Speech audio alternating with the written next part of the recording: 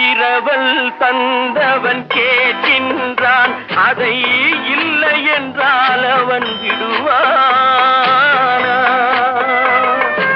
உறவை சொல்லி அழுவதனாலே உயிரை மீண்டும் தருவானா?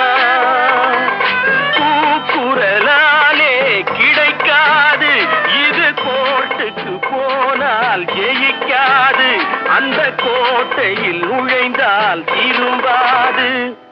போனால் போகட்டும் போடா,